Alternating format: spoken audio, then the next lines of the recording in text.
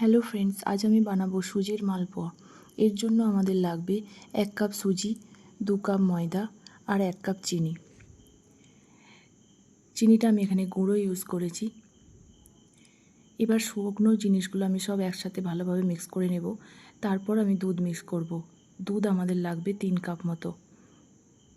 প্রথমে আমি অল্প অল্প দুধ মিক্স করব। আমি প্রথমে 1 কাপ দুধ দেব আর ভালোভাবে ব্যাটারটা মিক্স করে নেব। আমি আবার 1 কাপ দুধ দেব। ভালোভাবে মিক্স করে নেওয়ার পর আমি আর 1 কাপ দুধ দেব। 3 কাপ দুধ আমার দেওয়া হয়ে গেছে। ভালোভাবে মিক্স করে নিয়ে আমি 30 মিনিট মতো রেস্ট করতে দেব, তাতে সুজিটা ভালোভাবে ফুলে যাবে। 30 মিনিট হয়ে গেছে। এবার আমি মালপোয়া বানাবো। আর আমি 1 চামচ মৌরি দেব।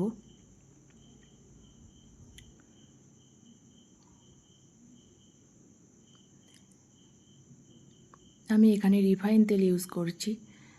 এবার আমি মালপোয়া বানাবো।